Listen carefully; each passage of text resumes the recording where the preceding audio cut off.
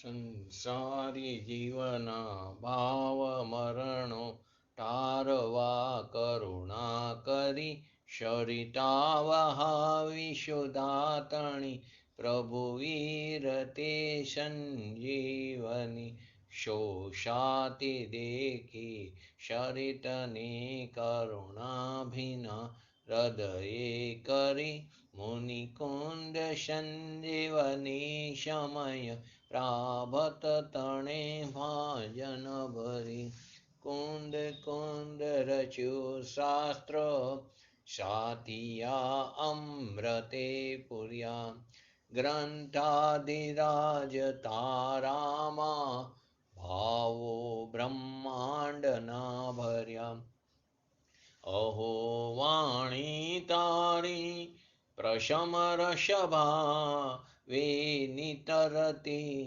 મુમુક્ષુને પાતી અમૃત રસયંજલિ ભરી ભરી અનાદિની મૂર્છા વિષતણી ત્વરાથી ઉતરતી વિભાવેતી તંબે સ્વરૂપ ભણી દોડે પરિણતિ તું છે નિશ્ચય ગ્રંથ ભંગ સગરા વ્યવહારના ભેદવા તું પ્રજ્ઞાક્ષિણી જ્ઞાનને ઉદયની સંદેશો છેદવા સાથી સાધકનો તું ભાનુ જગનો સંદેશ મહાવીરનો વિષામો ભવક્લાંતના હૃદયનો તું પંથ મુક્તિતણો શોણે તને રસનિબાંધ શિથિલ થાય જાણે તને હૃદય જ્ઞાની તણા જણાય તું રૂચતા જગતની રુચિયારસે સૌ તુરી જતા શકલ જ્ઞાયક દેવરીજે બનાવો પાત્ર કુંદનના રત્નોના અક્ષરો લખી તથાપી કુંદ સૂત્રોના અંકાએ મૂલ્ય ન કદી તથાપી કાનવાણીના અંકાએ મૂલ્ય ન કદી નમો રિંગટાણંગ નમો સિદ્ધાણંગ નમો હૈરણમ નમો ઉજણમ નમો લોહી શવસાવણ ચતારી મંગલમ અર્યંતા મંગલમ સિદ્ધા મંગલમ શાહો મંગલમ કેવલી પંતો ધમો મંગલમ ચતારી લોગોત્તમા અર્યંતા લોગોત્તમા સિદ્ધા લોગોત્તમા શાહો લોગોત્તમા કેવલી પંતો ધમો લોગોત્તમા ચતારી શરણ ભોજામી અર્યંતે શરણ ભોજામી સિદ્ધે શરણ ભોજામી શાહો શરણ ભોજામી કેવલી પંતો ધમો શરણ ભોજામી ઓમ નમો અરિહંતાણમ 14મી ગાથા સમયસાર ગ્રંથાધિરાજ જે ગાથા શોધનયના વિષયને એકદમ સ્પષ્ટ કરે છે અબધ સ્પષ્ટ અનન્યને જે નિયત દેખે આત્મને અવિશેષ અણસંયુક્ત તેને શુદ્ધ નહીં તું જાણજે. આજ ફરીવાર લે છે. આ ગાથા ખૂબ અગત્યની છે. એટલે જે નહીં આત્માને બંધ રહિત અને પરના સ્પર્શ રહિત, અબધ સ્પષ્ટ એટલે બંધ રહિત અને પરના સ્પર્શ રહિત, અન્યત્વથી રહિત એટલે અનન્યત્વ, અન્યત્વથી રહિત, ચલાચલતાથી રહિત એટલે કે નિયત, વિશેષ રહિત એટલે કે અવિશેષ, તેમજ અન્યના સંયોગથી રહિત એટલે કે અણસંયુક્ત તેને જાણે છે. હે શિષ્ય, તું એને શુદ્ધ નહીં જાણ. એનું તાત્પર્ય શું થયું કે શુદ્ધ નહીં તે આત્મા કેવો છે, કર્મોથી કેવો છે, અબદ્ધ છે, પર પદાર્થો એને સ્પર્શ્યા નથી, તે નર નારક આદિ પર્યાયોમાં રહેતા હોવા છતાં પણ તે કેવો છે, તે અન્ય નથી થતો, તે કેવો અનન્યત્વ રહેશે, અન્ય નથી થતો, તે નર નારકી એ પર્યાયમાં રહેશે છતાં આત્મા તો એકરૂપે વિદ્યમાન રહેશે, પણ પોતાના સ્વભાવમાં તે સદા નિયત રહેશે. સમસ્ત વિશેષોમાં વ્યાપ્ત રહેતો હોવા છતાં, એના બધા વિશેષોમાં વ્યાપ્ત રહેતો હોવા છતાં તે અવિશેષ જ રહે છે અને રાગાદિમાં તે સંયુક્ત થતો નથી. હવે તેને જયચંદજી ચાવડાએ ટીકામાં આવા આત્મા 5 પ્રકારે અનેક રૂપે દેખાય છે. અનેક રૂપે તો કે અનાદિકાળથી કર્મ પૂતગલના સંબંધથી બંધાયેલો કર્મ પૂતગલના સ્પર્શવાળો દેખાય છે. પહેલું કર્મ પૂતગલના સ્પર્શવાળો એટલે બધ સ્પર્શ દેખાય છે. કર્મના નિમિત્તથી થતા નર નારક આદિ જે પર્યાયો છે તેમાં તે ભિન્ન ભિન્ન સ્વરૂપે ભાસે છે એટલે કે દેખાય છે, એટલે કે તે અન્યત્વ દેખાય છે. ત્રીજું શક્તિના જે અવિભાગ પ્રતિષેધ છે તે અંશ ઘટે પણ છે અને વધે પણ છે, એ વસ્તુ સ્વભાવ છે. તેથી તે નિત્ય નિયત રૂપે એક રૂપે દેખાતો નથી, તે અનિયત રૂપે દેખાય છે. ચોથું તે દર્શન જ્ઞાન ચારિત્ર આદિ અનેક ગુણોમાં તે વિશેષ રૂપે દેખાય છે. અને પાંચમું કર્મના નિમિત્તથી થતા મોહ રાગ દ્વેષાદિ જે વિકારી પરિણામો જે છે એનાથી સહિત તે સુખ દુઃખ રૂપે દેખાય છે. આ બધા જે 5 પ્રકાર જે અનેક રૂપવાળા કીધા તે બધા પ્રકાર અશુદ્ધ દ્રવ્યાર્થિક નહીંનો વ્યવહાર નહીંનો વિષય છે. અશુદ્ધ દ્રવ્યાર્થિક રૂપ વ્યવહાર નહીંનો વિષય કીધો. એ દ્રષ્ટિથી જોવામાં આવે, એ અશુદ્ધ દ્રવ્યાર્થિક નહીંની દ્રષ્ટિથી જોવામાં આવે તો આ બધું સત્યાર્થ છે, તે ભૂતાર્થ છે. પરંતુ આત્માનો જે એક સ્વભાવ છે તે આ નહીંથી ગ્રહણ થતો નથી, અને એક સ્વભાવ જાણ્યા વિના એ આત્માને યથાર્થ જાણી શકાતો નથી. તેથી તેનો એ બીજો નહીં એટલે કે તેનો પ્રતિપક્ષી જે શુદ્ધ દ્રવ્યાર્થિક નહીં જે છે એને ગ્રહણ કરીને એક પોતાનો એક રૂપ જે પોતાનો ભગવાન આત્મા છે એ શુદ્ધ નહીંની દ્રષ્ટિથી જો જોઈએ તો કે સર્વ પદ્રવ્યોથી કેવો છે તે ભિન્ન છે, સર્વ પદ્રવ્યોથી તે ભિન્ન છે. સર્વ પર્યાયોમાં એકાકાર, એકાકાર કેમ મૂક્યું એ આપણે સમજ્યા હતા. સર્વ પર્યાયોમાં તે કેવો છે એકાકાર છે. હાનિ વૃદ્ધિથી કેવો છે તે રહિત છે, વિશેષોથી રહિત છે, અને નૈમિતિક ભાવથી તેને રહિત જોવામાં આવે છે. આ આગળના જે 5 ભાવો જે અનેક પ્રકારવાળા જે છે તે આ દ્રષ્ટિથી જોઈ, શુદ્ધ દ્રવ્યાર્થિક નહીંની દ્રષ્ટિથી જોઈ તો તે અભૂતાર્થ અને અસત્યાર્થ છે.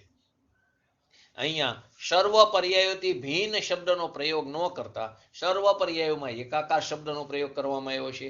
એનું ખાસ કારણ શું છે કે એનું પ્રયોજન એ છે કે શુદ્ધ નહીંના વિષયમાં પર્યાયો આવતી નથી. શુદ્ધ નહીંનો વિષય જે પરમ પ્રણામિક ભગવાન આત્મા જે છે તેની અંદર પર્યાયો આવતી નથી. તેમ છતાં પર્યાયોની ભિન્નતા એ પ્રકારની નથી ભાસતી કે જે પદ્રવ્ય અને પદ્રવ્યની પર્યાય જે રીતે ભિન્ન છે તે પ્રકારની ભિન્નતા જોવા મળતી નથી. તેની આપણે આગળ 7મી ગાથામાં આવી ગયું હતું. તો નર નારક આદિ પર્યાયોમાં જે પરસ્પર ભિન્નતા ભાસે છે તે પર ઉપરથી દ્રષ્ટિ હટાવીને તે નર નારક આદિ પર્યાયોમાં જે વિદ્યમાન એક રૂપ જે પોતાનો ભગવાન આત્મા જે છે જે એક રૂપમાં રહે છે, જે એકાકાર છે, તે સામાન્ય છે, અભેદ છે, તે નિત્ય છે, એના ઉપર દ્રષ્ટિ કેન્દ્રિત કરીને અથવા તો તેને લક્ષ્યમાં લઈને તેને જ જ્ઞાનનું જ્ઞેય બનાવવું તે શુદ્ધ નહીંનો ઉદય છે. તેને શુદ્ધ નહીંનો ઉદય કીધો. એ જ શુદ્ધાત્મા, તે જ શુદ્ધ નહીંનો વિષય છે. આ બતાવવા માટે સર્વ પર્યાયોમાં એકાકાર શબ્દનો પ્રયોગ કરવામાં આવ્યો છે. પ્રત્યેક અવસ્થામાં તે એક રૂપે સદા વિદ્યમાન રહેશે. નિગોદ હોય તો પણ આત્મા તો એક રૂપે વિદ્યમાન છે. સિદ્ધ દશા છે તો પણ એક રૂપે વિદ્યમાન છે. નરની પર્યાય એટલે કે મનુષ્યની પર્યાયમાં પણ એક રૂપે, નારકીની પર્યાયમાં, દેવની પર્યાયમાં, તિર્યંચની પર્યાયમાં તે એક રૂપે જ વિદ્યમાન છે. એનું તાત્પર્ય શું થયું? નર નારક આદિ જે પર્યાયો જે છે તે આત્મામાંથી વસ્તુપણે જુદી નથી થઈ જતી. વસ્તુપણે જુદી નથી થઈ જતી. તે તો પોતાના ક્રમ પ્રમાણે થતી જ રહેશે. ઘડીકમાં નર પર્યાય, ઘડીકમાં નારકી પર્યાય, પોતાના પરિણામોને આધીને જે એને પૂતગલરૂપી કર્મના પ્રદેશ, કર્મના પરમાણુનો આત્માના પ્રદેશ સાથે જે બંધ પડ્યો હતો તે ઉદયમાં આવ્યો તે પ્રમાણે એની પર્યાયો થતી રહેશે, ક્રમ પ્રમાણે બદલતી રહેશે. પરંતુ તે ક્રમશ થતી પર્યાયમાં તે સદા એક રૂપ રહેશે, સદા એક જેવો રહેશે, અક્રમપણે તે વિદ્યમાન રહેશે. આવા અનેકાકાર પર્યાયમાં એક રૂપે જે ઉપસ્થિત થયો તે જ ગ્રાહક ભાવ, તે જ શુદ્ધ નહીંનો વિષય બતાવવામાં આવ્યો. બીજી વાત શું કીધી? અહીં તો જે બધ સ્પૃષ્ટ આદિ જે 5 ભાવો છે ને, બધ સ્પૃષ્ટ પહેલો, બીજો ભાવ આવશે કયો? પહેલો બધ સ્પૃષ્ટ આવશે. બીજો ભાવ અનેક પ્રકારમાં, બીજો ભાવ કયો આવશે? અન્યત્વ. ત્રીજો ભાવ કયો આવશે? ત્રીજો ભાવ કયો આવશે? બોલો. પહેલું બધ સ્પૃષ્ટ, બીજો નિયત્વ, અન્યત્વ, ત્રીજો બીજો અન્યત્વ એટલે અન્ય. ત્રીજો ભાવ કયો આવ્યો? અનિયત, ચોથો ભાવ વિશેષ અને પાંચમો ભાવ સંયુક્ત. સંયુક્ત તો આ પાંચ ભાવ અનેક પ્રકારના જે છે તે બધ પૃષ્ઠ આદિ જે પાંચ ભાવોથી યુક્તપણો તે અનેક સ્વભાવ છે અને તેમનાથી રહિત જે છે તે એક સ્વભાવ છે. આમાંથી જે એક સ્વભાવ છે તે શોધનીયનો વિષય છે અને જે અનેક સ્વભાવ છે તે અશોધનીયનો વિષય છે. તે અશોધનીયનો વિષય છે. એના ઉપરથી આપણે ગઈકાલે 5 એક્ઝામ્પલ જોયા હતા. સૌથી પહેલું એક્ઝામ્પલ હતું કોનું? તો કે કમલીના પત્રનું, કે જળમાં ડૂબેલા કમલીના પત્રમાં જળથી સ્પર્શાયેલી જે પર્યાય છે એ તરફથી અનુભવ કરતા, જળથી સ્પર્શાયેલી પર્યાય તરફથી અનુભવ કરતા, એના તરફથી દેખતા જળથી સ્પર્શિત થવું તે ભૂતાર્થ છે. જળથી કમલીનું પત્રનું સ્પર્શિત થવું તે ભૂતાર્થ છે. કઈ અપેક્ષાએ? કે જળમાં ડૂબેલા કમલીના પત્રનો જળથી સ્પર્શાયેલી પર્યાય તરફથી અનુભવ કરતા, એના તરફથી દેખતા તે જળથી સ્પર્શિત થવું ભૂતાર્થ સત્યાર્થ છે. તો પણ જળથી કિંચિત માત્ર પણ ન સ્પર્શવા યોગ્ય કમલીના પત્રનો જે પોતાનો સ્વભાવ છે એ સ્વભાવની સમીપ જઈને અનુભવવું, એ સ્વભાવની સમીપ જઈને દેખવું, તેને જળથી સ્પર્શિત થવું તે એ અપેક્ષાએ અભૂતાર્થ અને અસત્યાર્થ છે. આ જ રીતે સિદ્ધાંતમાં અનાદિકાળથી બંધાયેલા આત્માનો પૂતગલ કર્મો સાથે બંધરૂપ અને સ્પર્શરૂપ અવસ્થાથી અનુભવ કરતા બદ્ધ સ્પૃષ્ટા ભૂતાર્થ છે. અનાદિકાળથી બંધાયેલા આત્માનો પૂતગલ કર્મ સાથેનો જે બંધરૂપ અને સ્પર્શરૂપ અવસ્થાથી એની સમીપ જઈને અનુભવ કરતા તે સત્યાર્થ અને ભૂતાર્થ છે. તો પણ પૂતગલથી કિંચિત માત્ર પણ તે સ્પર્શવા યોગ્ય નથી એવા આત્મ સ્વભાવની સમીપ જઈને અનુભવ કરતા તે અબદ્ધ સ્પર્શ છે. એટલે કે બદ્ધ સ્પર્શતા કેવી છે? અસત્યાર્થ અને અભૂતાર્થ છે. આ પહેલું એક્ઝામ્પલ લીધું હતું. બીજું, જેમ કમંડર, ઘડો, રામપાત્ર આદિ પર્યાયોથી માટીનો અનુભવ કરતા, એ પર્યાયોથી માટીનો અનુભવ કરતા કેવું છે? તે અન્ય છે, જુદું જુદું છે. એની એ અપેક્ષા તે ભૂતાર્થ છે, સત્યાર્થ છે. તો પણ સર્વ પર્યાયોથી ભેદિત, એટલે કે સર્વત અસ્ખલિત એવી સર્વ પર્યાયોથી ભેદોથી કિંચિત માત્ર પણ ભેદ રૂપે ન થતા, એ બધી પર્યાયોથી કિંચિત માત્ર પણ ભેદ રૂપે ન થતા એક માટીના સ્વભાવની સમીપ જઈને અનુભવ કરતા તે અન્યત્વ જે છે તે કેવું છે? અભૂતાર્થ અને અસત્યાર્થ છે. તો કેવું છે? અનન્યત્વ છે. તે અન્યત્વ કેવું છે? અસત્યાર્થ અને અભૂતાર્થ છે. એવી જ રીતે નર નારક આદિ જે પર્યાયોથી આત્માનો અનુભવ કરતા, એ પર્યાયોથી આત્માનો અનુભવ કરતા તે અન્યત્વ કેવું છે? ભૂતાર્થ છે અને સત્યાર્થ છે. તો પણ બધા પર્યાયના ભેદોથી કિંચિત માત્ર પણ ભેદ રૂપે ન થતું એવું અથવા તો સર્વત્ર અસ્ખલિત એવો એક ચૈતન્યકાર પોતાનો જે પરંપરાનામિક ભગવાન આત્મા જે છે એ આત્મ સ્વભાવની સમીપ જઈને અનુભવ કરતા જે અન્યત્વ જે કીધું તો આગળ સત્યાર્થ અને ભૂતાર્થ તે કેવું છે? અસત્યાર્થ અને અભૂતાર્થ છે. ત્રીજું લીધું હતું સમુદ્રનું એક્ઝામ્પલ. સમુદ્રમાં જે વૃદ્ધિ હાનિરૂપ અવસ્થા, એટલે કે ભરતી ઓટ આવે છે, વૃદ્ધિ હાનિરૂપ અવસ્થાથી અનુભવ કરતા અનિયતપણું કેવું છે? સત્યાર્થ છે, તે ભૂતાર્થ છે. તો પણ સમુદ્રનું એક નિત્ય સ્થિર જે પાણી છે એ સ્થિર સ્વભાવની સમીપ જઈને અનુભવ કરતા તે જે હતું અનિયતપણું તે કેવું હોય? અસત્યાર્થ અને અભૂતાર્થ છે. તો આ રીતે આત્માનો પણ વૃદ્ધિ હાનિરૂપ પર્યાય ભેદોથી જો એની નજીક જઈને એની સમીપ જઈને અનુભવ કરી તો અનિયતપણું ભૂતાર્થ અને સત્યાર્થ છે. તો પણ નિત્ય સ્થિર એવો તે પોતાનો આત્મ સ્વભાવ છે એ આત્મ સ્વભાવની સમીપ જઈને અનુભવ કરી તો અનિયતપણું કેવું છે? અસત્યાર્થ અને અભૂતાર્થ છે. ચોથો એક્ઝામ્પલ આપ્યું હતું સોનાનું ચીકણુંપણું, પીરાપણું, ભારેપણું, એ એના બધા જે ગુણો છે ને એ આદિ ગુણ રૂપે ભેદોથી અનુભવ કરતા અથવા એની સમીપ જઈને અનુભવ કરતા એ વિશેષપણું કેવું છે? ભૂતાર્થ અને સત્યાર્થ છે.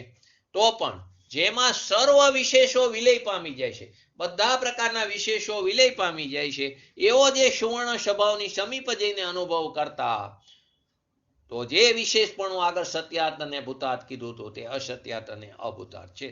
એ જ રીતે આત્માનો જ્ઞાન, દર્શન, ચારિત્ર, શોક, વીર્ય આદિ ગુણરૂપ ભેદોથી અનુભવ કરી તો વિશેષપણું ભૂતાર્થ અને સત્યાર્થ છે.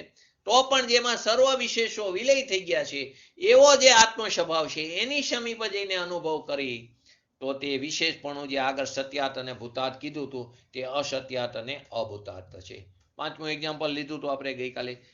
જેમ અગ્નિ જેનું નિમિત્ત છે, અગ્નિ કોનું નિમિત્ત છે? પાણીનું ઉષ્ણ થવામાં. જેમ અગ્નિ જેનું નિમિત્ત છે એવી ઉષ્ણતા સાથે સંયુક્તપણારૂપ તપ્તપણારૂપ અવસ્થાથી, સંયુક્તપણા એટલે કે તપ્તપણારૂપ અવસ્થાથી જળનો અનુભવ કરી તો જળની જે ઉષ્ણતા રૂપ જે સંયુક્તતા છે તે ભૂતાર્થ છે, સત્યાર્થ છે. જળની જે સંયુક્તપણા જે ઉષ્ણતા જે છે, પાણી ગરમ થયું જે એનો અનિયત સ્વભાવ છે તે જળની ઉષ્ણતા રૂપ સંયુક્તતાને ભૂતાર્થ અને સત્યાર્થ કહેવામાં આવે. તો પણ જળનો નિયત સ્વભાવ તો કયો છે? શીતલ છે. તો એકાંત શીતળતા રૂપ જળ સ્વભાવ જે છે એની સમીપ જઈને અનુભવ કરીએ તો ઉષ્ણતા સાથે જળની જે સંયુક્તતાને આગળ સત્યાર્થ અને ભૂતાર્થ કીધી હતી તે અસત્યાર્થ અને અભૂતાર્થ છે. એ જ રીતે એના ઉપરથી એક્ઝામ સિદ્ધાંતમાં એ જ રીતે કર્મ જેનું નિમિત્ત છે એવા મોહ સાથે, કર્મ જેનું નિમિત્ત છે એવા મોહ સાથે સંયુક્તપણા રૂપ અવસ્થાથી આત્માનો અનુભવ કરી તો શું છે? સંયુક્તપણો ભૂતાર્થ અને સત્યાર્થ છે. તો પણ પોતે એકાંત જ્ઞાન રૂપ છે, બોધ રૂપ છે એવા જીવ સ્વભાવની સમીપ જઈને અનુભવ કરતા સંયુક્તતાને અભૂતાર્થ અને અસત્યાર્થ કહેવામાં આવી છે. હવે અહીં અનુભવ કરવાની વાત બતાવવામાં આવી છે. કોની વાત બતાવી? અનુભવ કરવાની. તો પર્યાયથી અનુભવ કરતા એમ જ્યાં આવે ત્યાં અનુભવનો અર્થ શું લેવાનો? પર્યાયથી અનુભવ અથવા પર્યાય સમીપ જઈને અનુભવ કરવાની વાત આવે ત્યાં અનુભવનો અર્થ શું લીધો તો આપણે? બોલો, અનુભવનો અર્થ શું લીધો તો ત્યાં?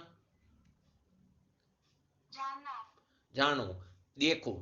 તો કે પર્યાય થી અનુભવ કરતા એમ જ્યારે આવે ત્યાં અનુભવનો અર્થ શું થશે? જાણવું થશે. અને દ્રવ્યની સમીપ જઈને અનુભવ કરતા એમ આવે ત્યાં અનુભવ કરવાનો અર્થ શું આવશે?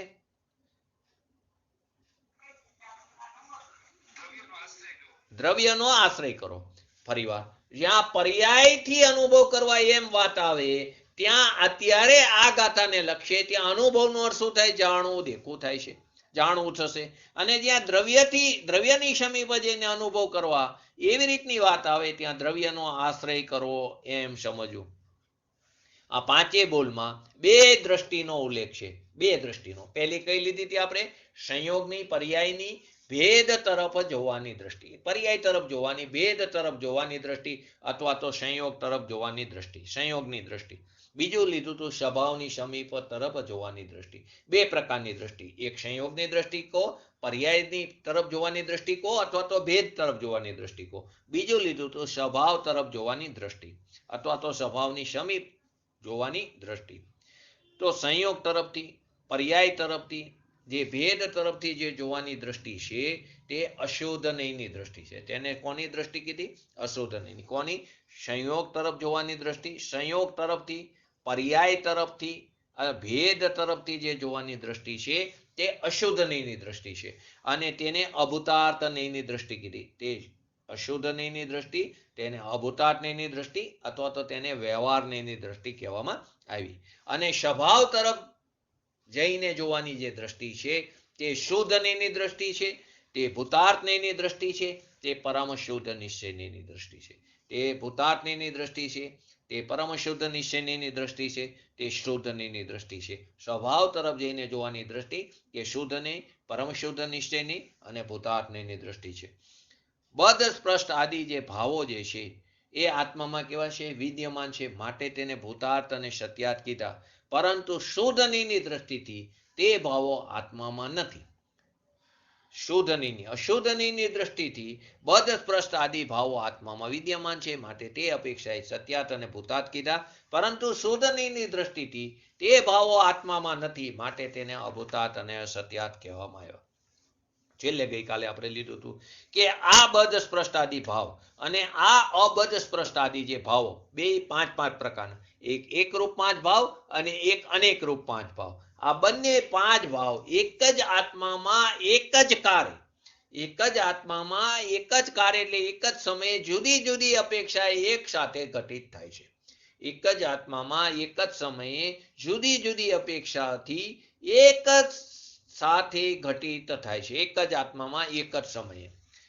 એક જ આત્માની વાત છે, જુદા જુદા આત્માની વાત નથી. જે આત્મા જે સમયે અશુદ્ધ નહીથી બદ્ધ સ્પષ્ટ આદિ ભાવોથી સહિત હોય છે, તે જ આત્મા તે જ સમયે શુદ્ધ નહીની દ્રષ્ટિથી અબદ્ધ સ્પષ્ટ ભાવોથી સહિત હોય છે, બદ્ધ સ્પષ્ટ આદિ ભાવોથી રહિત હોય છે. ફરીવાર, જે આત્મા જે સમયે અશુદ્ધ નહીથી બદ્ધ સ્પષ્ટ આદિ ભાવોથી સહિત હોય છે, તે જ આત્મા તે જ સમયે શુદ્ધ નહીની દ્રષ્ટિથી જુઓ તો બદ્ધ સ્પષ્ટ આદિ ભાવોથી રહિત હોય છે, એટલે કે અબદ્ધ સ્પષ્ટ આદિ ભાવોથી સહિત હોય છે. આવું જ વસ્તુ સ્વરૂપ છે. કેમ કે આ ગાથાની અંદર અબદ્ધ સ્પષ્ટ, અનન્ય, નિયત, અવિશેષ અને અણસંયુક્ત આ 5 વિશેષણના માધ્યમથી શુદ્ધ નહીનો વિષયભૂત જે પોતાનો ભગવાન આત્મા જે છે એનું સ્વરૂપ સ્પષ્ટ કર્યું છે, અને જેના આશ્રય નિશ્ચય રત્નત્રયની પ્રાપ્તિ થાય છે, સમ્યક દર્શન, સમ્યક જ્ઞાન, સમ્યક ચારિત્રની પ્રાપ્તિ થાય છે.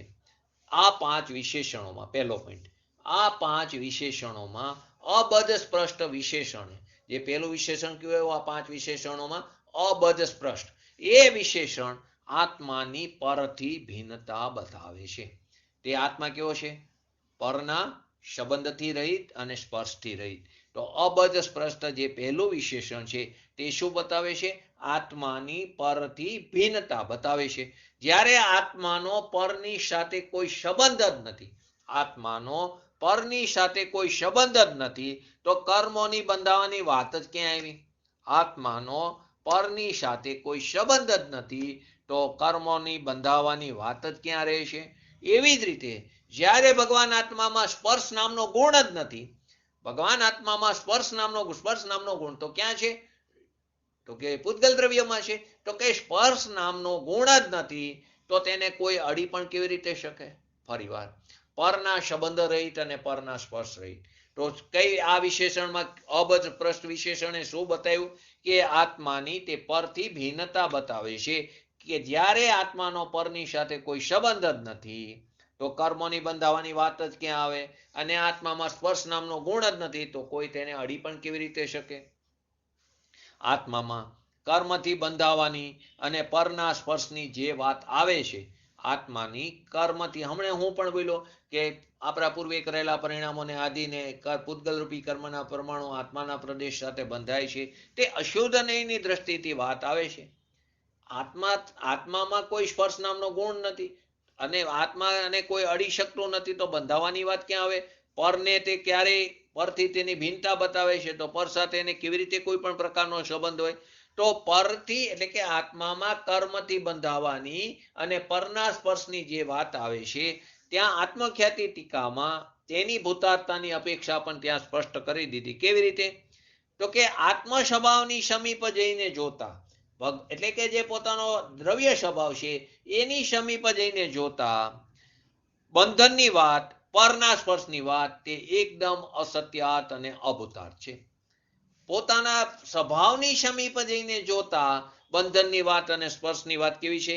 એકદમ અભૂતાર્થ છે. તો કેવી રીતે લીધું આપણે? પાણીમાં ડૂબેલા કમલીના પત્રનું ઉદાહરણ ત્યાં લીધું. એનાથી એ વાત શું સ્પષ્ટ થઈ ગઈ? જો કે કમલીનું પાન પાણીમાં ડૂબેલું છે, કમલીનું પાન પાણીમાં ડૂબેલું છે, તો પણ તે પોતાના વૃક્ષ સ્વભાવને કારણે, કમલીનું પાન પાણીમાં ડૂબેલું છે તો પણ તે પોતાના વૃક્ષ સ્વભાવને કારણે જરા પણ ભીનું થતું નથી. પાણીમાં ડૂબેલું હોવા છતાં પણ તે જરા પણ ભીનું થતું નથી. તેવી જ રીતે ભગવાન આત્મા કર્મોની વચ્ચે રહેતો હોવા છતાં, ભગવાન આત્મા કર્મોની વચ્ચે રહેતો હોવા છતાં પણ પોતાના અબદ્ધ સ્પષ્ટ અસ્પર્શી સ્વભાવને કારણે તે કર્મથી અબદ્ધ છે અને તે અસ્પર્શી છે. જેવી રીતે કમલીનું પાન પાણીમાં ડૂબેલું હોવા છતાં પણ તે પોતાના વૃક્ષ સ્વભાવને કારણે તે પાણીથી ભીંજાતું નથી.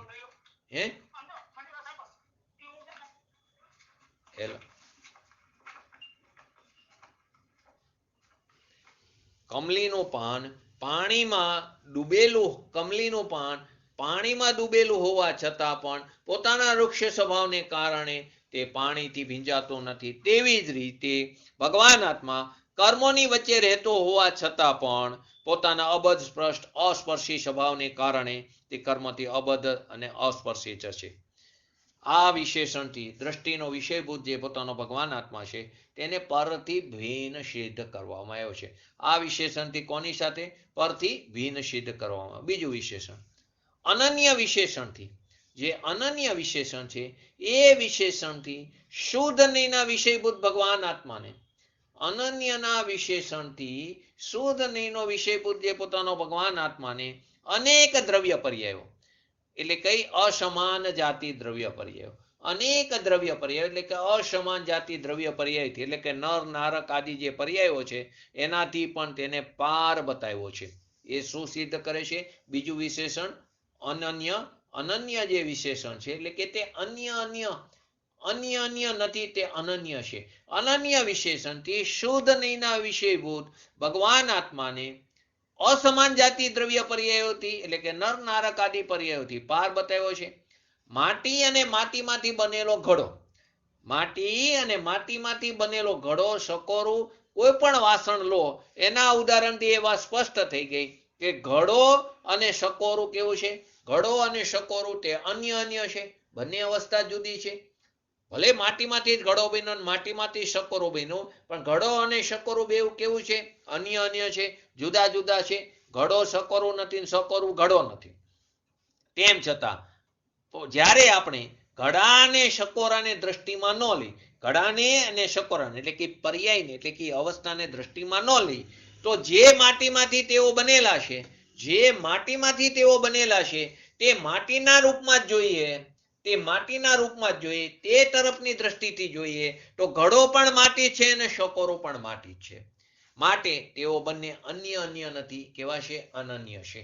ફરીવાર અનન્ય વિશેષણથી શુદ્ધ નહીનો જે વિષયભૂત પોતાનો ભગવાન આત્મા જે છે તે અનેક દ્રવ્ય પર્યાય એટલે અસમાન જાતિ દ્રવ્ય પર્યાયો જે છે એટલે કે નર નારક આદિ પર્યાયોથી તેને પાર બતાવ્યો છે. એક્ઝામ્પલમાં માટી લીધી, માટીની અવસ્થાઓ લીધી, માટી અને માટીમાંથી બનેલા વાસણો, ઘડો, સકોરો આદિ, તો કે તે વાસણોના ઉદાહરણથી શું સ્પષ્ટ થયું કે ઘડો અને સકોરું બે પાત્ર લીધા, તે બંને કેવા છે? અન્ય છે. ઘડો તે સકોરું નથી, સકોરું તે ઘડો નથી. એટલે એ તરફથી દ્રષ્ટિ જોઈએ, ત્યારે એ તરફથી દ્રષ્ટિ જોઈએ તો બે અન્ય છે. તેમ છતાં પણ જ્યારે આપણે ઘડા અને સકોરાને દ્રષ્ટિમાં ન લઈ અને તે જે માટીમાંથી બન્યા છે તે માટીના રૂપમાં એને જોઈએ તો તે કેવા છે? અન્ય નથી, તે અનન્ય છે. કેવા છે? અનન્ય છે. સકોરું પણ માટી છે અને ઘડો પણ માટી છે, માટે તેઓ અન્ય નથી, અનન્ય એક જ છે.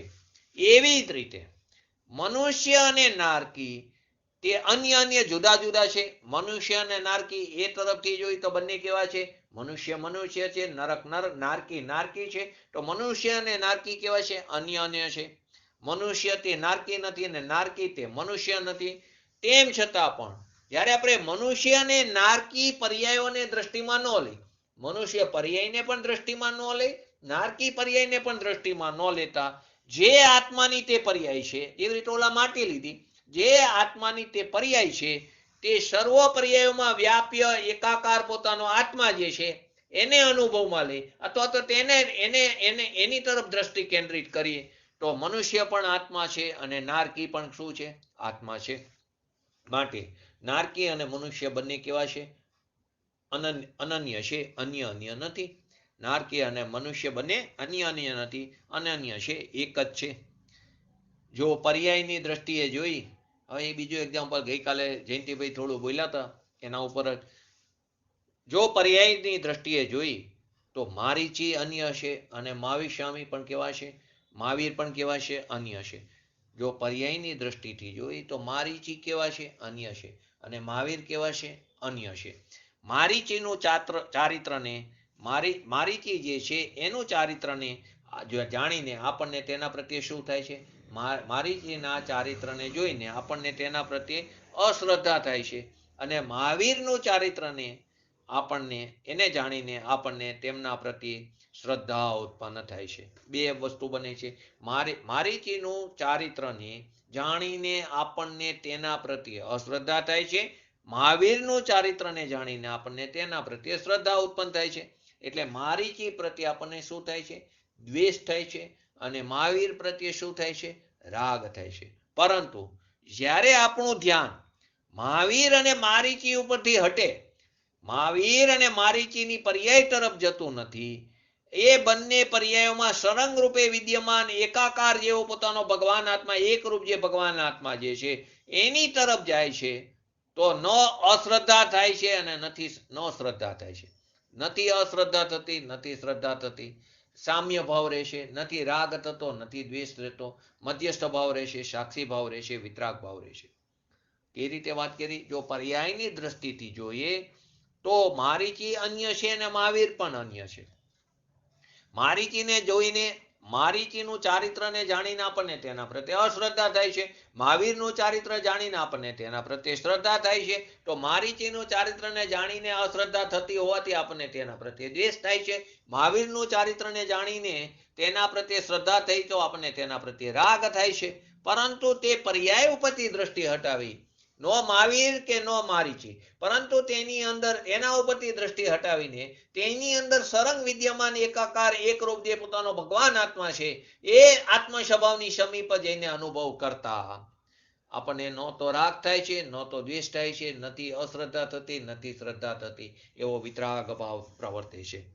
માટે આત્માને નર નારક આદિ પર્યાયોથી વિભક્ત કરીને, નર નારક આદિ જે પર્યાયો છે એનાથી વિભક્ત કરીને અન્ય દેખતો વિતરાગ ભાવ માટે, અન્ય જો જોઈએ તો તે વિતરાગ ભાવ માટે તે યોગ્ય નથી.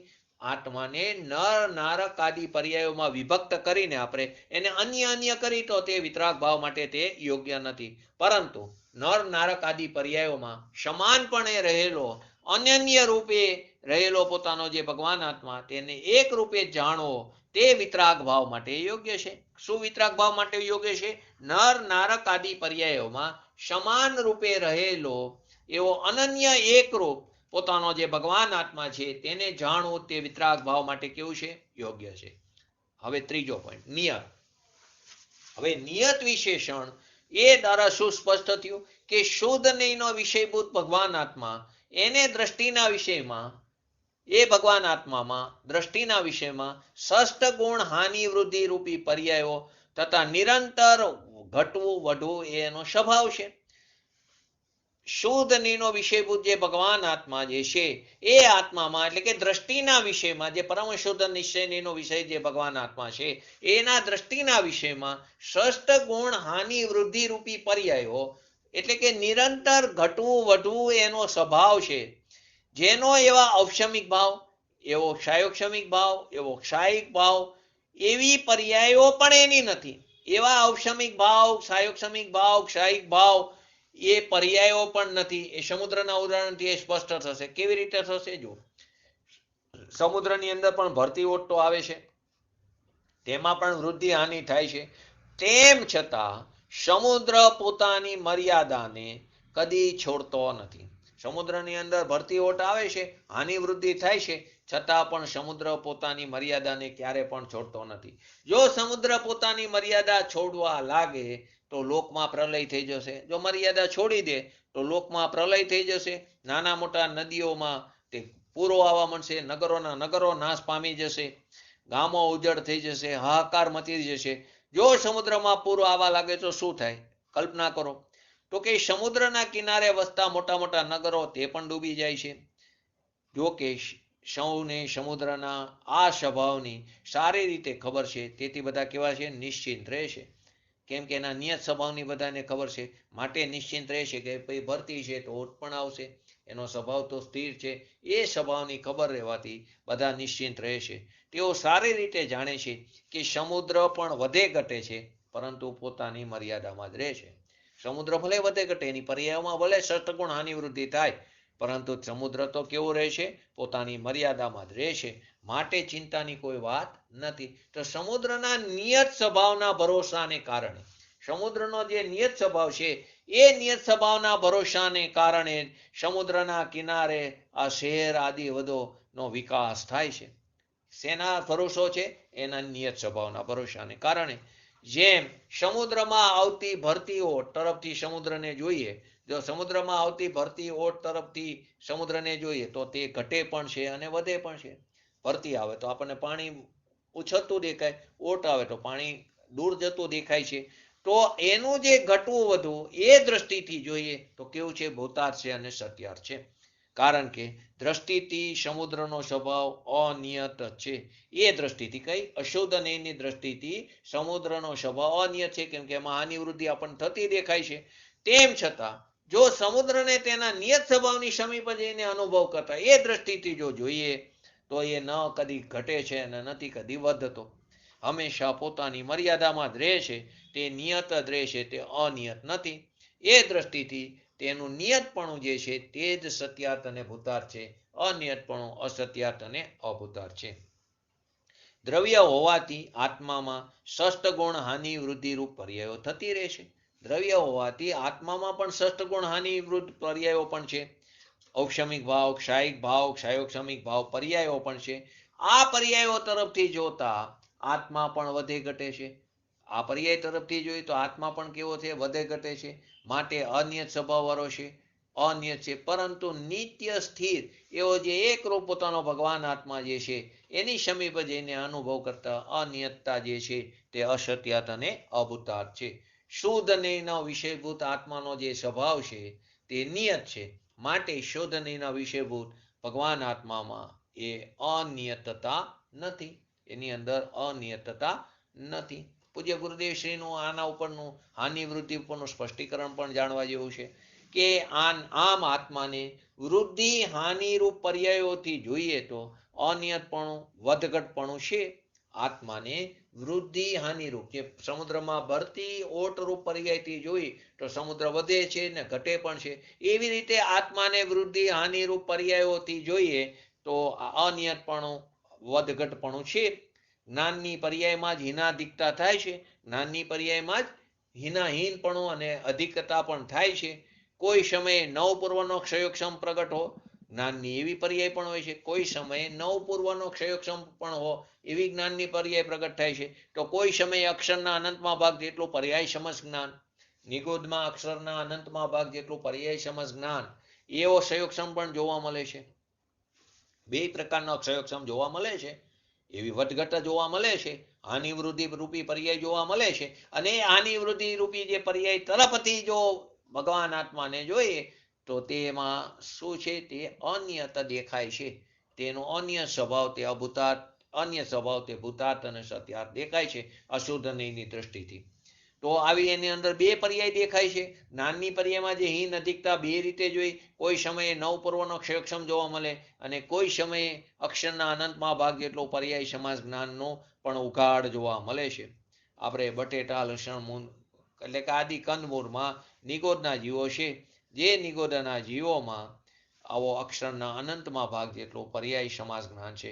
તેમાંથી કોઈ જીવ નીકળીને, એમાંથી કોઈ જીવ બહાર નીકળીને મનુષ્ય થઈને દ્રવ્યલિંગી સાધુ થઈ અને તે નવપૂર્વનું જ્ઞાન કરે, 11 અંગનું જ્ઞાન કરે અને 9મી ગ્રીવક સુધી પણ જાય છે. એ પોતાના નવપૂર્વની લબ્ધિ ક્ષયોક્ષમ જ્ઞાન પણ તે પ્રગટ કરી લે છે પર્યાયમાં. આગળની પર્યાયમાં અક્ષરના અનંતમાં ભાગ જેટલું પર્યાય સમાસ જ્ઞાન હતું, તો બીજી પર્યાયમાં તે નિગોદમાંથી નીકળીને મનુષ્ય પર્યાય ધારણ કરીને નગ્ન દ્રવ્યલિંગી મિથ્યા દ્રષ્ટિ નગ્ન દ્રવ્યલિંગી મુનિપણું ધારણ કરી નવપૂર્વનું જ્ઞાન કરીને તે 9મી ગ્રીવક સુધી પણ જઈ આવે છે. એનો જ્ઞાનનો એટલો ક્ષયોક્ષમ જ્ઞાન પણ તે પ્રગટ કરી લેશે. આ રીતે આત્માના વૃદ્ધિ હાનિરૂપ પર્યાયોથી જોતા અનિયતપણું સત્યાર્થ છે. વ્યવહાર નૈતિક પર્યાયમાં હાનિ વૃદ્ધિ થાય છે. વ્યવહાર નૈતિક પર્યાયમાં હાનિ વૃદ્ધિ થાય છે એ સત્ય છે, એ સત્ય છે. તેમ છતાં નિશ્ચયથી જુઓ તો નિત્ય સ્થિર ઉત્પાદ વ્યય રહિત જે ધ્રુવ ભગવાન આત્મા છે, ઉત્પાદ વ્યય રહિત ધ્રુવ એટલે કે જે સ્થિર સપાટી સમુદ્રની જે છે તેવો જે ઉત્પાદ વ્યય રહિત એવો જે ત્રિકારી પરંપરાનામિક ભગવાન આત્મા છે, એની સમીપ જઈને અનુભવ કરતા તે અનિયતપણો અસત્યાર્થ અને અભૂતાર્થ છે. આત્મ સ્વભાવમાં વૃદ્ધિ હાનિ નથી. આત્માના સ્વભાવમાં ક્યારેય પણ વૃદ્ધિ હાનિ નથી. નિગોદમાં જે આત્માનો સ્વભાવ છે તે જ સિદ્ધ ભગવાનમાં પણ તેવો જ આત્માનો સ્વભાવ છે. નિગોદમાં જેટલા ગુણો છે એટલા જ અનંત ગુણો સિદ્ધ દશામાં પણ છે. તો એમાં કોઈ પણ પ્રકારની વૃદ્ધિ હાનિ નથી. ઉત્પાદ વ્યયમાં વૃદ્ધિ હાનિ ભલે હો, પર્યાયમાં એટલે કે ઉત્પાદ વ્યયમાં ભલે વૃદ્ધિ હાનિ હો, પર્યાયમાં કેવળ જ્ઞાન હોય તો પણ ધ્રુવ સ્વભાવમાં કાંઈ ઘટતું નથી. પર્યાયમાં કેવળ જ્ઞાન ભલે પ્રગટ થતી હોય પણ ધ્રુવ સ્વભાવમાં કાંઈ ઘટતું નથી. અને નિગોદમાં અક્ષરના અનંતમાં ભાગ જેટલો ક્ષયોક્ષમ જ્ઞાન રહી જાય તો પણ નિત્ય ધ્રુવ સ્વભાવમાં કાંઈ વધપણું થતું નથી. બે વાત લીધી. પર્યાયમાં કેવળ જ્ઞાન પ્રગટ થઈ જાય તો દ્રવ્ય સ્વભાવમાં કાંઈ ઓછો પાવતી નથી, કાંઈ ઘટતું નથી. અને નિગોદમાં અક્ષરના અનંતમાં ભાગ જેટલું જ સંયોક્ષમ જ્ઞાન રહી જાય તો દ્રવ્ય સ્વભાવમાં કાંઈ વધપણું થતું નથી. ભલે પર્યાયમાં હીનાધિકતા હોય, પર્યાયમાં હીન પણ હોય કે અધિકતા હોય તો પણ વસ્તુ તો જેવી છે તેવી ને તેવી રહે છે. તેથી દેવી ધ્રુવ જે છે તે ધ્રુવ સ્વભાવ કાયમ માટે સદા એક રૂપે રહે છે. તેથી ધ્રુવ સ્વભાવ જ રહે છે. તેથી ધ્રુવ જે છે તે ધ્રુવ સ્વભાવ રૂપે જ રહે છે. એટલે વિષય તો કયો ચાલે છે કે આત્મામાં જ્ઞાન, દર્શન, ચારિત્ર, વીર્ય આદિ પર્યાયોમાં એકપણું નથી, વૃદ્ધિ હાનિ થાય છે. આત્માની જ્ઞાનની પર્યાય લો, દર્શનની પર્યાય લો, વીર્યની આદિ પર્યાયોમાં એકપણું નથી, હાનિ વૃદ્ધિ થાય છે. પર્યાયના લક્ષથી જોઈએ તો આ વૃદ્ધિ હાનિ જે થાય છે તે સત્યાર્થ છે, તે ભૂતાર્થ છે. પરંતુ પર્યાયના લક્ષથી ત્રિકારી આત્મા ઉપર લક્ષ્ય કરી, પર્યાયના લક્ષથી ત્રિકારી આત્મા અનુભવમાં આવતો નથી. આત્માના સમ્યક દર્શન, આત્મામાં સમ્યક દર્શન, જ્ઞાન, ચારિત્ર તો ત્રિકારી સ્વભાવના આશ્રય પ્રગટ થતા થાય છે. માટે એ સ્વભાવની સમીપ જઈને અનુભવ કરી તો દ્રવ્ય સ્વભાવમાં ક્યારેય હાનિ વૃદ્ધિ થતી નથી. એ તો જેવો છે તેવો ને તેવો જ રહે છે. એટલે પૂજ્ય ગુરુદેવશ્રીના આ વાતની અંદર આત્મામાં શ્રદ્ધા, જ્ઞાન, ચારિત્ર, સુખ, વીર્ય આદિ ગુણોની ઔપશમિક, ક્ષયોક્ષમિક અને ક્ષાયિક ભાવરૂપ પર્યાયોમાં જે વૃદ્ધિ હાનિ થાય છે, શુદ્ધ નહીંના વિષયમાં તેનો નિષેધ કરવામાં આવ્યો છે. શુદ્ધ નહીંના વિષયમાં તેનો નિષેધ કરવામાં આવ્યો. શુદ્ધ નહીંનો વિષય પોતાનો પરમપરામિક ભગવાન આત્મા છે તો એમાં નિષેધ કર્યો, એમાં તો કોઈ હાનિ વૃદ્ધિ થતી નથી. તો પર્યાયમાં થાય છે કઈ તો કે શ્રદ્ધા, જ્ઞાન, ચારિત્ર, સુખ, વીર્ય આદિ ગુણોની ઔપશમિક, ક્ષયોક્ષમિક અને ક્ષાયિક રૂપ જે પર્યાય છે, ભાવરૂપ પર્યાય, એમાં હાનિ વૃદ્ધિ થાય છે. પરંતુ શુદ્ધ નહીંના વિષયમાં તેનો નિષેધ કરવામાં આવ્યો છે. બીજી રીતે તે ઔપશમિક પર્યાયોનો જ નિષેધ કર્યો છે. બીજી રીતે જોઈએ તો તે ઔપશમિક આદિ જે પર્યાયોનો જ નિષેધ કર્યો છે. ષષ્ઠ ગુણી હાનિ વૃદ્ધિનો નિષેધ તો સ્પષ્ટ થઈ જાય છે. તો કઈ રીતે કે શક્તિના અવિભાગ પ્રતિષેધ, શક્તિનો જે નાનામાં નાનો અંશ છે, શક્તિનો અવિભાગ પ્રતિષેધ તે ઘટે પણ છે અને વધે પણ છે. એ વસ્તુ સ્વભાવ છે. તેથી તે નિત્ય નિયત એક રૂપે દેખાતો નથી. શક્તિનો અવિભાગ પ્રતિષેધ એટલે કે અંશ તે ઘટે પણ છે અને વધે પણ છે. એ પણ એક વસ્તુ સ્વભાવ છે. પરંતુ તેથી તે નિત્ય નિયત એક રૂપે દેખાતો નથી. તો પૂજ્ય ગુરુદેવશ્રી એના ઉપર શું કીધું કે શક્તિના અવિભાગ પ્રતિષેધ એ અંશ ઘટે પણ છે અને વધે પણ છે. એટલે કે જ્ઞાન આદિ પર્યાયમાં હીન અધિકતા થાય છે. પર્યાયમાં હીન અધિકતા થવી એ પર્યાયનો સ્વભાવ છે. વસ્તુનો સ્વભાવ બરાબર, પણ એ કોનો પર્યાયનો સ્વભાવ છે. પર્યાયમાં હીનપણું થવું, પર્યાયમાં અધિકપણું થવું એટલે હીનાધિકતા થવી એ પર્યાયનો સ્વભાવ છે. તેથી તે નિત્ય નિયત એક રૂપે દેખાતો નથી. જયચંદ્રજી સાબળાએ ભાવાર્થમાં શું લખ્યું? શક્તિના અવિભાગ પ્રતિષેધ એનો અંશ ઘટે પણ છે અને વધે પણ છે. તેથી તે વસ્તુ સ્વભાવ છે. તેથી તે નિત્ય નિયત એક રૂપે દેખાતો નથી. તો કે શક્તિનો અવિભાગ પ્રતિષેધ તે અંશ ઘટે પણ છે અને વધે પણ છે. જ્ઞાન આદિની પર્યાયમાં હીનપણું અને અધિકપણું થાય છે. એ પર્યાયમાં હીન અધિકતા થવી તે પર્યાયનો સ્વભાવ છે. તેથી તે નિત્ય નિયત એક રૂપે દેખાતો નથી. તો કે શક્તિના અવિભાગ પ્રતિષેધોનું ઘટવું અને વધવું, એનું ઘટવું અને વધવું એ ષષ્ઠ ગુણ હાનિ વૃદ્ધિ રૂપે જ થાય છે. એ જે પ્રતિષેધ છે એનું ઘટવું કે વધવું, અવિભાગ પ્રતિષેધનો જે અંશ છે તેનું વધવું કે ઘટવું તે ષષ્ઠ ગુણ હાનિ વૃદ્ધિ રૂપે થાય છે. માટે શું સિદ્ધ થયું કે શુદ્ધ નહીંના વિષયમાં ષષ્ઠ ગુણ હાનિ વૃદ્ધિ રૂપી પર્યાય પણ આવતી નથી. શુદ્ધ નહીંનો વિષય જે પોતાનો ભગવાન આત્મા છે એની અંદર ષષ્ઠ ગુણ હાનિ વૃદ્ધિ રૂપ પર્યાય પણ આવતી નથી. એની અંદર ભાવાર્થની અંદર વીર સાગરજી મહારાજે પણ નિયતનો અર્થ ષષ્ઠ ગુણ હાનિ વૃદ્ધિથી રહિત એવો જે દ્રવ્ય સ્વભાવ છે એ વાત ત્યાં બતાવી છે. એના ઉપરથી પ્રશ્ન થાય છે કે આ ષષ્ઠ ગુણ હાનિ વૃદ્ધિ શું છે? આ ષષ્ઠ ગુણ હાનિ વૃદ્ધિ શું છે કે જેનો નિષેધ શુદ્ધ અને એનો વિષયભૂત ભગવાન આત્મામાં નિયત વિશેષના માધ્યમથી કરવામાં આવ્યો છે. ફરી વાર પ્રશ્ન સમજો. આ ષષ્ઠ ગુણ હાનિ વૃદ્ધિ આવે છે ને કેવળ જ્ઞાનની પર્યાયમાં પણ ષષ્ઠ ગુણ હાનિ વૃદ્ધિ થાય છે. એક સમયની કેવળ જ્ઞાનની જે પર્યાય છે એમાં પણ ષષ્ઠ ગુણ હાનિ વૃદ્ધિ થાય છે. એ ષષ્ઠ ગુણ હાનિ વૃદ્ધિ શું છે? સમુદ્રના એક્ઝામ્પલથી ખ્યાલ આવે. ભરતી ઓત જે છે તે તો પાણીની સપાટી છે ને, પાણીનો જ પ્રવાહ છે ને, એની ભરતી આવી ને એની ઓટ આવી. એ જે ભરતી ઓટ જે થઈ, જે ઉત્પાદ વ્યય વાળી જે પર્યાય છે, તો એ જે પર્યાય છે તે પર્યાય તે કાર્ય શુદ્ધ પર્યાય, અને જે સ્થિર પર્યાય જે છે તે કારણ શુદ્ધ પર્યાય. તો તે સ્થિર પર્યાય જે છે એમાંથી પાણી ઉછરું ને. સાગર દ્રવ્ય જે છે સાગર, એમાં ક્યાં પાણી? સાગર થોડું પાણી છે. એ સાગરની સમુદ્રની અંદર પાણી જે છે એ પાણી જે સ્થિર પડ્યું છે એ સ્થિર પડેલા પાણીમાંથી ભરતી ઓટ આવે છે. તો મારે અહીં કહેવાનું કારણ પરમાત્મા જે છે ને એમાંથી આ બધું બહાર આવે છે. એટલે કારણ શુદ્ધ પર્યાય છે ને, કારણ પરમાત્મામાં જે કારણ શુદ્ધ પર્યાય જે સદાય એની સાથે રહે છે, તે કારણ શુદ્ધ પર્યાયમાં આપણે કહીએ છીએ ને કુવામાં હોય હવેડામાં, પણ ક્યાં કુવામાં? તો કે આ કારણ શુદ્ધ પર્યાય છે ને જે કુવો છે એમાંથી પાણી બહાર આવે છે. એ પાણી જે છે જે સ્થિર પાણી છે એ સ્થિર પાણી ઉછરે છે ને એની અંદર સમાય છે. એટલે આપણે કહીએ છીએ ને કે પર્યાય દ્રવ્યની અંદર પેસતી નથી, પર્યાય દ્રવ્યની અંદર જતી નથી. અને બીજી બાજુ બોલી છે કે પર્યાય જ્યારે વ્યય પામે છે ત્યારે તે પોતાના પરંપરાણામિક ભાવ રૂપે, તે પરાણામિક ભાવ રૂપે વ્યય થઈને અંદર જાય છે દ્રવ્યમાં. દ્રવ્યમાં નથી જતી, તે કારણ શુદ્ધ પર્યાયમાં જાય છે. દ્રવ્યમાં જાય તો એ શુદ્ધ પર્યાય જે છે ને એ દ્રવ્યને અશુદ્ધ કરે. દ્રવ્યમાં નથી જતી, તે કારણ શુદ્ધ પર્યાયમાં એ પણ શુદ્ધ થઈને જાય છે. તો કારણ શુદ્ધ પર્યાયમાંથી પર્યાય બહાર આવી અને એમની અંદર જ વ્યય થયો. તો પાણી જે છે ને સપાટી ઉપરનું સ્થિર પાણી એ જ ઉછરે છે ને એમાં જ પાણી સમાય છે. તો અહીં પ્રશ્ન શું છે કે આ ષષ્ઠ ગુણ હાનિ વૃદ્ધિ શું છે કે જેનો નિષેધ શુદ્ધ નહીંનો વિષયભૂત ભગવાન આત્મામાં નિયત વિશેષના માધ્યમથી કરવામાં આવ્યો છે. તો એમાં આલાપ પદ્ધતિમાં પર્યાય અધિકારની અંદર બતાવ્યું છે કે ષષ્ઠ ગુણ હાનિ વૃદ્ધિ અગુરુ લઘુ ગુણની સ્વભાવ એવી અર્થ પર્યાય છે.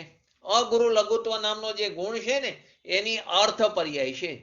તો એની અંદર કેવી રીતે બતાવ્યું છે કે અગુરુ લઘુ ગુણનું પરિણામન, અગુરુ લઘુ ગુણ જે છે એનું પરિણામન સ્વાભાવિક અર્થ પર્યાય છે. એનું પરિણામન હંમેશા સ્વાભાવિક અર્થ પર્યાય છે. એ પર્યાયો 12 પ્રકારની છે. એ પર્યાયો કેટલા પ્રકારની છે? 12 પ્રકારની. 6 વૃદ્ધિ રૂપે છે અને 6 હાનિ રૂપે છે. ફરીવાર અગુરુ લઘુત્વ નામનો જે ગુણ છે એનું જે પરિણામન છે એ સ્વાભાવિક બધી અર્થ પર્યાય છે. અને એ પર્યાયો 12 પ્રકારની, 6 વૃદ્ધિ રૂપે અને 6 હાનિ રૂપે છે. એટલે અનંત ભાગ વૃદ્ધિ પહેલી, અનંત ભાગ વૃદ્ધિ બીજી, અસંખ્યાત ભાગ વૃદ્ધિ ત્રીજું, સંખ્યાત ભાગ વૃદ્ધિ ચોથું, સંખ્યાત ગુણ વૃદ્ધિ પાંચમું, અસંખ્યાત ગુણ વૃદ્ધિ અને છઠ્ઠું, અનંત ગુણ વૃદ્ધિ. આ 6 વૃદ્ધિ રૂપ પર્યાય છે. ફરી વાર કઈ 6 વૃદ્ધિ રૂપ પર્યાય? તો પહેલું અનંત ભાગ વૃદ્ધિ, બીજું અસંખ્યાત ભાગ વૃદ્ધિ અને ત્રીજું સંખ્યાત ભાગ. અનંત, અસંખ્યાત અને સંખ્યાત એમાં ભાગ લીધો. અનંત ભાગ વૃદ્ધિ, અસંખ્યાત ભાગ વૃદ્ધિ, સંખ્યાત ભાગ વૃદ્ધિ, 3 પર્યાય થઈ. હવે ગુણ, સંખ્યાત ગુણ વૃદ્ધિ, અસંખ્યાત ગુણ વૃદ્ધિ અને અનંત ગુણ વૃદ્ધિ. પહેલામાં ભાગ આવ્યો કઈ? અનંત ભાગ, અસંખ્યાત ભાગ અને સંખ્યાત ભાગ. પછી સંખ્યાતની હારે સંખ્યાત લીધું, સંખ્યાત ગુણ, અસંખ્યાત ગુણ અને અનંત ગુણ વૃદ્ધિ. આ 6 વૃદ્ધિ રૂપ પર્યાય છે. હવે એવી જ રીતે હાનિ. તો હાનિની અંદર પણ શું આવ્યું? અનંત ભાગ હાનિ, અસંખ્યાત ભાગ હાનિ અને સંખ્યાત ભાગ હાનિ. હવે એવી જ રીતે એમાં સંખ્યાત ગુણ હાનિ, અસંખ્યાત ગુણ હાનિ અને અનંત ગુણ હાનિ, આ 6 હાનિ રૂપ પર્યાય છે. પરિવાર આ જે પ્રશ્ન શું હતો, આ ષષ્ઠ ગુણ, મારા ખ્યાલ પ્રમાણે જયંતિભાઈ આ તમારો પ્રશ્ન ઘણા ટાઈમ પહેલા એક હતો, એ જ પ્રશ્નનો જવાબ આવી રહ્યો છે. આ ષષ્ઠ ગુણની હાનિ વૃદ્ધિ શું છે, જેનો નિષેધ શુદ્ધ નહીંનો વિષયભૂત જે ભગવાન આત્મામાં નિયત વિશેષના માધ્યમથી કરવામાં આવ્યો છે. તો કેવી રીતે આવ્યો છે? તો કે અગુરુ લઘુનું પરિણમન જે છે તે સ્વાભાવિક અર્થ પર્યાયો જે છે એ પર્યાયો 12 પ્રકારની, 6 વૃદ્ધિ રૂપે, 6 હાનિ રૂપે. તો કઈ 6 વૃદ્ધિ રૂપે છે? તો કે અનંત ભાગ વૃદ્ધિ, અસંખ્યાત ભાગ વૃદ્ધિ, સંખ્યાત ભાગ વૃદ્ધિ, પછી સંખ્યાત ગુણ વૃદ્ધિ, સંખ્યાત ગુણ વૃદ્ધિ, અસંખ્યાત ગુણ વૃદ્ધિ અને અનંત ગુણ વૃદ્ધિ. આ 6 વૃદ્ધિ રૂપે. હવે 6 હાનિ રૂપે. અનંત ભાગ હાનિ, અનંત ભાગ હાનિ, અસંખ્યાત ભાગ હાનિ, સંખ્યાત ભાગ હાનિ, પછી સંખ્યાત ગુણ હાનિ, પછી અસંખ્યાત ગુણ હાનિ અને અનંત ગુણ હાનિ. તો 6 હાનિ રૂપે, આ 6 હાનિ રૂપે પર્યાય અને 6 વૃદ્ધિ રૂપે પર્યાય છે, એને જાણવી જોઈએ. તો પ્રત્યેક દ્રવ્યમાં આગમ પ્રમાણથી સિદ્ધ અનંત અવિભાગ પ્રતિછેદ દ્વારા અગુરુ લઘુત્વનો સ્વીકાર કરવામાં આવ્યો છે, જેના 6 સ્થાન પતિત વૃદ્ધિ અને હાનિ દ્વારા એનું વર્તન થતું રહેશે, હાનિ વૃદ્ધિ એની અંદર થતી રહેશે. આ રીતે તેમાં હાનિ વૃદ્ધિની વાત સમજાવવામાં આવી છે. તો કે અપશમિક ભાવમાં તો કર્મનો ઉપશમ નિમિત્ત છે. જે અપશમિક ભાવ છે ને એમાં તો કર્મનો ઉપશમ નિમિત્ત હોય છે. ક્ષયોક્ષમિક ભાવમાં કર્મનો ક્ષયોક્ષમ નિમિત્ત છે. અપશમિક ભાવમાં શું છે? કર્મનો ઉપશમ છે. ક્ષયોક્ષમિક ભાવમાં કર્મનો ક્ષયોક્ષમ નિમિત્ત છે. ક્ષાયિક ભાવમાં તો કર્મનો ક્ષય નિમિત્ત હોય છે. ઔદૈહિક ભાવમાં કર્મનો ઉદય નિમિત્ત હોય છે. 5 ભાવમાંથી 4 ભાવ બતાવ્યા. ઔદૈહિક ભાવમાં કર્મનો ઉદય નિમિત્ત છે. અપશમિક ભાવમાં કર્મનો ઉપશમ નિમિત્ત છે. ક્ષયોક્ષમિક ભાવમાં કર્મનો ક્ષયોક્ષમ નિમિત્ત છે. ક્ષાયિક ભાવમાં કર્મનો ક્ષય નિમિત્ત છે.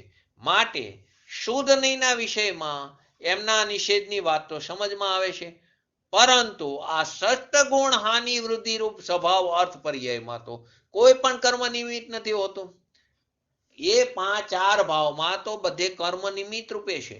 તો એ તો સમજમાં આવ્યું. એમાં એની તો અશુદ્ધ નહીંનો વિષયમાં એની નિષેધની વાત સમજમાં આવી. શુદ્ધ નહીંનો વિષય જે છે પોતાનો ભગવાન આત્મા, એમાં એમના નિષેધની વાત તો અમને ખ્યાલમાં આવી કે ઔદૈહિક ભાવમાં કર્મનો ઉદય નિમિત્ત છે, અપશમિક ભાવમાં કર્મનો ઉપશમ નિમિત્ત છે, ક્ષયોક્ષમિક ભાવમાં કર્મનો ક્ષયોક્ષમ નિમિત્ત છે, ક્ષાયિક ભાવમાં કર્મનો ક્ષય નિમિત્ત છે. પરંતુ આ જે ષષ્ઠ ગુણ હાનિ વૃદ્ધિ રૂપી જે સ્વભાવ અર્થ પર્યાયમાં તો કોઈ પણ કર્મ નિમિત્ત નથી. એ તો એક સહજ પરિણમન છે. તો શુદ્ધ નહીંના વિષયમાં એને નિષેધની શું આવશ્યકતા છે? ઓલામાં તો અમને નિષેધની વાત સમજમાં આવી કે એમાં કર્મનો નિમિત્ત, અહીંયા કર્મ નિમિત્ત રૂપે છે, તો એટલા માટે નિષેધની વાત સમજમાં આવી. પણ અહીં તો કોઈ કર્મ નિમિત્ત રૂપે નથી, આ તો સહજ પરિણમન થઈ રહ્યું છે. તો પછી એના શુદ્ધ નહીંના વિષયમાં, શુદ્ધ નહીંનો જે વિષય છે પરમપ્રાણામિક ભગવાન આત્મા, એમાં નિષેધની એની શું આવશ્યકતા છે? આ સ્વભાવ અર્થ પર્યાય જે આ છે ને ષષ્ઠ ગુણ હાનિ વૃદ્ધિ રૂપી, આપણે 6 વૃદ્ધિ રૂપે લીધી, 6 હાનિ રૂપે લીધી, એ જે અર્થ પર્યાય પણ સ્વભાવ અર્થ પર્યાય પણ વૃદ્ધિ હાનિ રૂપ પર્યાય હોવાથી વિકલ્પ ઉત્પન્ન કરનાર છે. આ સ્વભાવ અર્થ પર્યાય પણ વૃદ્ધિ હાનિ રૂપે હોવાથી વિકલ્પ ઉત્પન્ન કરનાર છે. એના આશ્રયથી પણ ઉપયોગ સ્થિર થઈ શકતો નથી. એના આશ્રયથી પણ ઉપયોગ સ્થિર થઈ શકતો નથી. માટે ધ્યાનના ધ્યેયમાં, શ્રદ્ધાના શ્રદ્ધેયમાં અને શુદ્ધ નહીંના વિષયમાં એનો નિષેધ કરવો એ યોગ્ય છે. કેમ નિષેધની આવશ્યકતા છે? કે આ સ્વભાવ અર્થ પર્યાય પણ વૃદ્ધિ હાનિ રૂપે હોવાથી તે વિકલ્પ ઉત્પન્ન કરનાર છે. એનો આશ્રયથી પણ ઉપયોગ સ્થિર થઈ શકતો નથી. માટે ધ્યાનના ધ્યેયમાં, શ્રદ્ધાના શ્રદ્ધેયમાં અને શુદ્ધ નહીંના વિષયમાં તેનો નિષેધ કરવો યોગ્ય છે. તેથી શું સ્પષ્ટ થયું?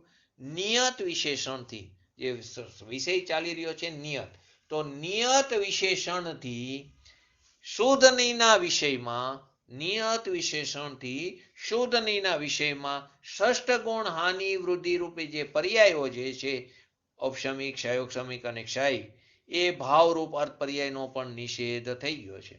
નિયત વિશેષણના નિયત જે વિશેષણ છે એ વિશેષણથી શુદ્ધ નહીંનો જે વિષય છે એ વિષયમાં પણ ષષ્ઠ ગુણ હાનિ વૃદ્ધિ રૂપી જે પર્યાયો જે છે ઔપસામિક શાયોક્ષમિક અને ક્ષાયિક એ પર્યાય ભાવરૂપ અર્થ પર્યાયનો પણ ત્યાં નિષેધ થઈ ગયો છે. તો આ પ્રમાણે આજનો આ સ્વાધ્યાય આજે પૂરો કરીશું. આ જ વિષયને ફરી આપણે આવતા શુક્રવારે લઈશું, કેમ કે થોડો વિષય ટફ છે પણ ખૂબ જ સમજવા જેવો છે. કેવી રીતે ષષ્ઠ ગુણ હાનિવૃત્તિ થાય છે, કઈ છ વૃદ્ધિરૂપી પર્યાય, કઈ છ હાનિરૂપી પર્યાય છે, એક જ પર્યાયમાં ષષ્ઠ ગુણ હાનિવૃત્તિ થાય છે. તો ભરતી ઓટના એક્ઝામ્પલથી બરાબર ખ્યાલ આવી જાય છે. કારણ શુદ્ધ પર્યાય અને કાર્ય શુદ્ધ પર્યાયની પણ આ વાત આવી ગઈ છે. તો આ વિષયને આપણે આપણા ઉપયોગને આપણા સ્વભાવમાં સ્થિર રાખીને આ વિષયને ગંભીરતાથી લક્ષ્યમાં લઈને આપણા દ્રવ્ય સ્વભાવનું લક્ષ્ય કરી આપણી પર્યાયમાં શીઘ્ર અને શીઘ્ર વિતરાગતા પ્રગટ કરી એવી પરમ વિરલ ભાવના સાથે આજનું વ્યક્તિત્વ પૂરું કરું છું. જય જીનેન્દ્ર. બોલો જીનવાણી સ્તુતિ. બોલો જયંતિભાઈ બોલો.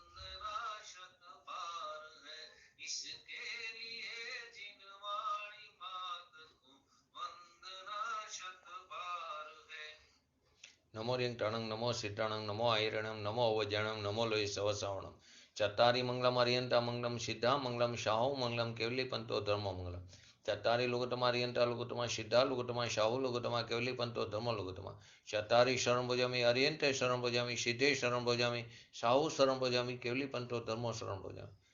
બોલીએ શ્રી પંચ પરમેષ્ઠી ભગવંતોનો જય હો. બોલીએ શ્રી જીનવાણી માતનો જય હો.